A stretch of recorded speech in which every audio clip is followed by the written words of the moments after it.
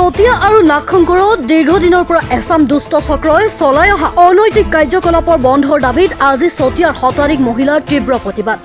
বৃহৎ প্ৰতিবাদী সমদলেৰে নদুৱাৰ ৰাজচক্ৰ বিষয়াৰ কাৰ্যালয়ত স্মাৰক পত্ৰ প্ৰদান মহিলাসকলৰ। উল্লেখ্য যে এনে অনৈতিক কাৰ্যকলাপত জড়িত দুই মূল অভিযুক্তক ইতিমধ্যে আটক কৰিছে চতিয়া আৰক্ষীয়ে। দুই অভিযুক্ত ক্ৰমে হেমন্ত মেছ আৰু ঋতুমণি শইকীয়া নাথ বুলি জানিব পৰা গৈছে।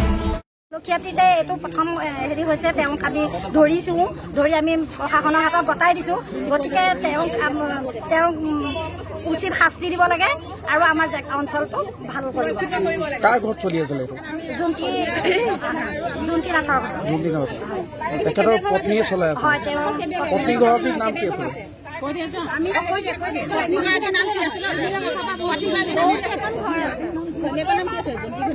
কওকচোন। কি কম, ক'বলৈ লাজ লগা বিষয়। গতিকে আমি ওলাই আহিছোঁ, সহ্য কৰিব নোৱাৰি আমি ওলাই আহিছোঁ। গতিকে ওলাই আহিলেই দেখোঁ ওচৰতে স্কুল আছে, ব্লক আছে, সেইফালেদি নানান মানুহ অহা যোৱা কৰি থাকে। সেইটুকুৰ জেগাত ইমানেই বেয়া ব্যৱসায় কৰে নহয়, তাত মানে মদ ভাঙৰ পৰা নাৰী দেহৰ ব্যৱসায় পৰা আদি কৰি সকলো তাতে চলে। গতিকে আমি গম পাইছোঁ, গম পাই আমি এইবিলাক নিমাত হৈ থাকিব পৰা নাই।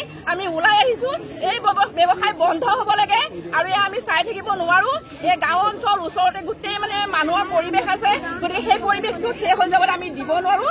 আমি জানিছোঁ যেতিয়া ওলাই আহিছোঁ আৰু এই ব্যৱসায় বন্ধ কৰিব লাগে। আমি ইমান আমি কৈ আছোঁ আৰু কোৱাৰ পিছতো যেতিয়া মনা নাই, নামানাৰ কাৰণে আমি গোটেই সমদল হৈ ওলাই আহিছোঁ। প্ৰশাসনে কিবা ষ্টেপ লৈছে? প্ৰশাসনে ষ্টেপ লৈছে, তেওঁক ইতিমধ্যে এৰেষ্ট কৰিছে, ধৰিছে বুলি গম পাইছোঁ। আৰু ঘৰত এতিয়া তলা লগা অৱস্থা আৰু বহুত টকা ঘটিলে আৰু বহুত সৰু সৰু ল'ৰা ছোৱালী, কলেজৰ ল'ৰা ছোৱালী আহি তাত সোমাই থাকে। গতিকে ঋতুমণি দেৱী তেওঁক এৰেষ্ট হৈছে বুলি আমি গম পাইছোঁ। গতিকে তেওঁক এৰেষ্ট কৰি নি আকৌ এৰি দিলে নহ'ব, মুঠতে বন্ধ কৰিব লাগিবই। এইটো ব্যৱসায় বন্ধ কৰিব লাগিবই, আমি মানি নলওঁ। আৰু তেওঁ যেতিয়ালৈকে বন্ধ নহয় তেতিয়ালৈকে আমি এয়া চলাই থাকিম।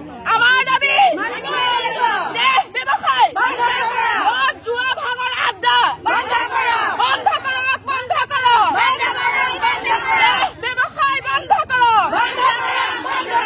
দুৰ্ভাগ্যজনক ঘটনা। চতিয়া নাগশংকৰ বুলি ক'লে ভদ্ৰলোকৰ বাসস্থান বুলি কোৱা হয়। যে এই ভদ্ৰলোকৰ বাসস্থানত আজি আমি অলপ দিনৰ পৰা এনে কিছুমান কাৰ্য দেখিবলৈ পাইছোঁ, যিসমূহে আচলতে আমাৰ সন্মানত আমাৰ আঘাত সানিছে, আমাৰ যি গৰিমা সেই গৰিমাত আঘাত সানিছে। বিশেষকৈ কিছুমান ধাবা, এই ধাবাসমূহে আচলতে যেনেধৰণে ধাবা চলাই আছে, তাত যিবিলাক অনৈতিক কাৰ্যকলাপ সংঘটিত হৈ আহিছে, সেই কাৰ্যকলাপৰ জৰিয়তে আমাৰ যুৱ প্ৰজন্ম কিন্তু ধ্বংসৰ মুখলৈ গৈ আছে। যে পৰহি আপোনালোকে ইতিমধ্যে গম পাইছে যে পৰহি নাগশংকৰ এখন ধাবা, মা ধাবা বুলি কয়, সেই মা ধাবাত দিন দুপৰতে আৰক্ষী প্ৰশাসনে গৈ অনৈতিক কাৰ্যকলাপত লিপ্ত থকা অৱস্থাত হাতে লোতে ধৰিছে, হাতে লোতে কৰায়ত্ব কৰিছে। আৰু আটাইতকৈ উদ্বেগজনক বিষয় হ'ল যে এই অনৈতিক কাৰ্যত জড়িত থকা প্ৰায় সকলোৱে কলেজীয়া ছাত্ৰ ছাত্ৰী। গতিকে এই কলেজীয়া ছাত্ৰ ছাত্ৰীসকলক মাক দেউতাকে ইমান আগ্ৰহেৰে, ইমান আন্তৰিকতাৰে কলেজলৈ পঠিয়াই পঢ়ি ডাঙৰ মানুহ হ'ব, সিহঁতে গৈ পেলাই এই কাৰ্যত লিপ্ত হ'বৰ কাৰণে যিসমূহে আচলতে সুবিধা কৰি দিছে, আমি সেইসমূহৰ উচিত বিচাৰ বিচাৰিছোঁ, তেখেতসকলৰ উচিত শাস্তি বিচাৰিছোঁ। যে নাগশংকৰ সেই মা ধাবাখন চিৰদিনৰ বাবে বন্ধ হৈ যোৱাটো আমি দাবী জনাইছোঁ। আৰু এনেকুৱা ধৰণৰ ব্যৱসায় যিসকল জড়িত হৈছে, তেখেতসকলক প্ৰশাসনে কঠোৰৰ পৰা কঠোৰতম শাস্তি প্ৰদান কৰিব লাগে।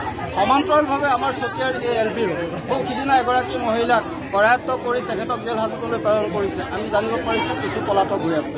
গতিকে এই চতিয়াৰ LB ৰোডত ইমান এটা জনবহুল এৰিয়া, এই এৰিয়াটোত দুপৰতে এনেকুৱা ধৰণৰ কাৰ্য সংঘটিত হৈ আহিছে, ই আমাৰ কাৰণে সঁচাই লাজৰ বিষয়।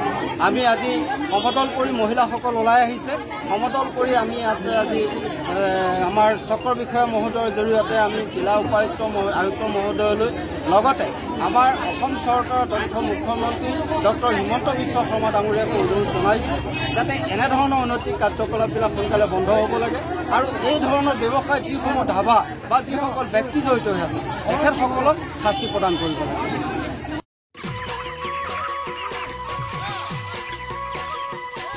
অতি কম দিনতেই একোটা এনেকুৱা হৈ যায়। মই যে বিয়মৰ দানা খুৱাওঁ, আপোনালোকেও বিয়মৰ দানা খুৱাওক আৰু কম দিনতেই অধিক মুনাফা লাভ কৰক।